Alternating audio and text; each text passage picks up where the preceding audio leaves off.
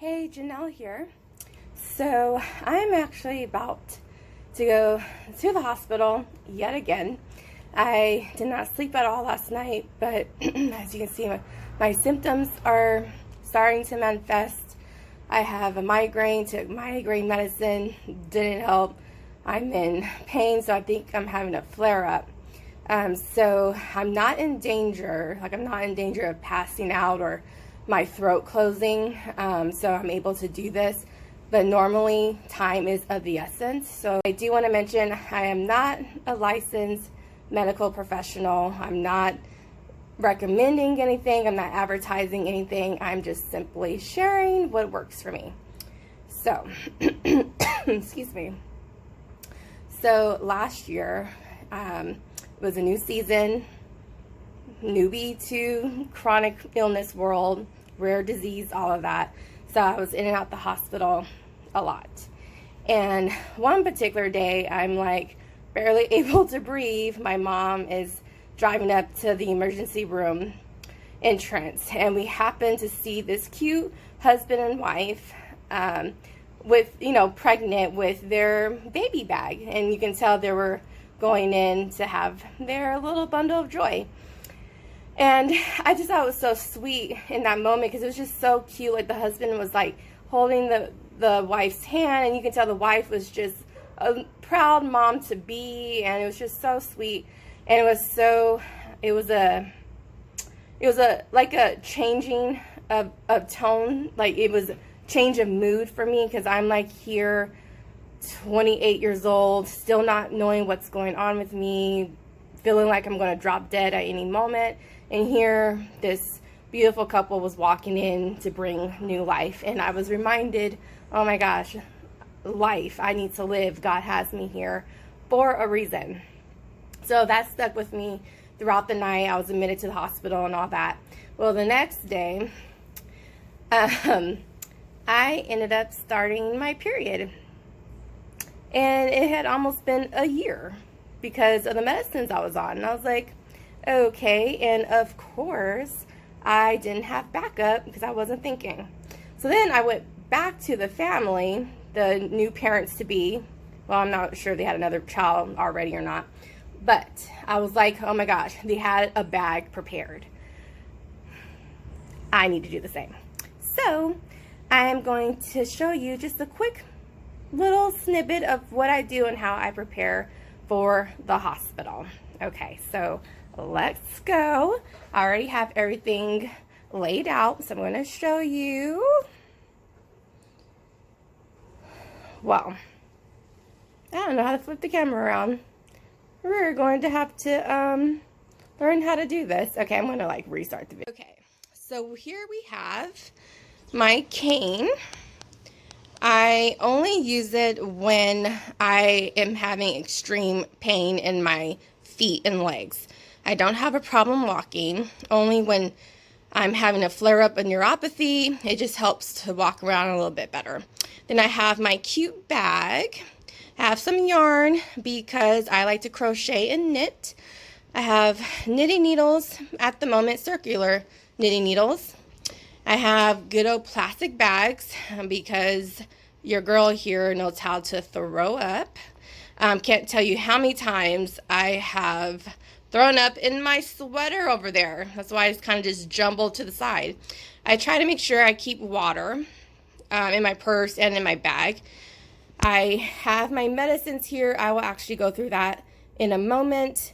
If I know I might have to stay in the hospital, I try to keep my chargers on hand, tablet, earplugs, because I like to listen to music. I tried to remember to bring the brush, but homegirl, yeah, about that. Sometimes I try to bring a traveling pillow just to make things more comfortable on the road, and my lovely Nap Queen eye mask. Okay, so what I have noticed is if I keep a bag ready, it's so helpful to just grab and go, because there's been times where I end up being admitted to the hospital and I didn't think I would be admitted to the hospital, and I had nothing. I'm not a big TV watcher. Didn't have my tablet or laptop. I normally don't bring my laptop, but some people like to work if they're, working from the hospital bed. And of course, I have my phone, but, I only do so much with my phone. So I have learned just to keep items handy. Normally, with the yarn and the crochet needles and the knitting needles, I normally just keep like a skein of yarn in the bag. So even if I'm working on a project, I don't take it to the hospital. It's a lot of projects I like to work on for other people, and I don't want to transfer any germs or bring germs home. So I just kind of just leave an extra skein of yarn and like a knitting needles or a crochet hook. And it just kind of helps me pass the time by. And so I also like to keep like a pair or two of extra underwear on me. Didn't want to show you my underwear, but I do keep a pair or two in the bag as well. Because if you're in there for a few days, like I've experienced, I don't take full-on showers. I have to take sponge baths. And then, of course, I don't want to put on the same underwear. And then, there's been times where, like, there was an accident because I was throwing up or I couldn't breathe. I was in anaphylaxis and, your body reacts. So I do keep an extra pair of underwear. I also, if I can remember, to have, like, an extra set of, like, sweatpants or a shirt to go home in, or sometimes it gets pretty cold in the hospital, and to like just slip it on if you don't want to ask for an extra blanket. I just try to make who likes going to the hospital, right?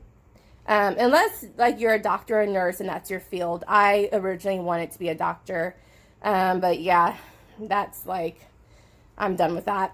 But it's just uncomfortable. So having like a to-go bag, if you're able to just grab it, it's just helpful. Another reason I like to have a to-go bag is because of my medications. So I'm on a lot of medications. Most of the medications the hospitals carry, but I am on 4 medications that the hospitals do not carry because they're specialty. They have to be specially ordered. One actually has to be compounded because they don't even make it in the U.S. It's legal to get it compounded, but it's not legal yet to be prescribed. I'm hoping that changes because Homegirl is paying almost $300, but not complaining, because if I didn't find this compounding company, I would have to be ordering it from Canada, which is like $500 to $600. So, counting my blessings. But the reality, I'm not working. I'm still unable to drive. So every penny counts. So it's helped, and it's helped me feel more comfortable. I even make sure I had a cute bag. Just, I try to make the whole situation fun. It does not feel good to be in pain all the time. Who wants to be sick all the time? Especially, it was a change of life for me. Even if you're born with a chronic illness, it's still not, my goodness, it takes a huge toll on your life. So I try to make it fun and cute. If I'm able to take a shower or brush my teeth, wash my face before, I try to do it just so I can feel, more complete about myself. So going to the medications, I take, okay, you see this here? This is for a whole day. A whole day. And I used to take more. Can you imagine that? So I like to keep all my medications in this bag because it's just easy for me. It saves space. It's easy to grab and go. Even if I forget my bag or I'm already out and about, I normally at least carry this with me in my purse at all times, along with EpiPens. But if I'm able to just grab and go, it's just a lot easier. Of course, if I end up being admitted, I don't have this. Of course, someone will come by, and bring it, but just to try to save down time. So that's how I prepare for the hospital stays, or even ER visits. Of quite honestly, you could not have told me a year ago this would be happening. I was telling my job, I was like in the hospital for the first time. And I was telling my job, I'll be back in a couple weeks. It's been a couple of years. So I had to come to the realization, like, hey, I need to walk in wisdom. And whatever little thing helps to prepare for that, then so be it. So yeah, I just wanted to share that little video. I'm going to start losing my voice. Excuse me, in a minute. I have like a migraine. I've been throwing up. My face is starting to get red and the whole, yep. So I just wanted to share that. Like, if you have a chronic illness, or you know a loved one or a friend, it doesn't help. I mean, it doesn't hurt to have to go back ready. It's actually more helpful if you don't have one, because it took me a few months to figure it out, and sometimes I forget to bring it, but it's just kind of nice to have. Or even if I'm on the way to the hospital, someone's able to just come by, pick it up and go. They don't have to like get things together. And you know, especially loved ones are kind of already freaking out a little bit about you going to the hospital. So just try to make it as simple for everyone, and you know, kind of fun. This has been a lifestyle of mine for almost full 2 years now. We're almost on 2 years. So as far as me like being unable to work and all that, and going back and forth to the hospital. So I try ways to just stay positive, be prepared. A lot of this is out of my control, so a sense of comfort helps. It goes a long way, even if I can control a little bit of something. I mean, ultimately, God is the one in control, and I'm learning to be solely dependent on Him. I'm actually solely dependent on Him now. Whew. Humbling moment. But yeah, so I just want to share that. I'm just waiting for my ride to get here, and then we're gonna go off to the hospital again. Happy Saturday. It's August. Yay. Hope you're enjoying your day. Again, this is Janelle Looney. I'm simply a girl with curls, fighting chronic disease one day at a time. Toodaloodles.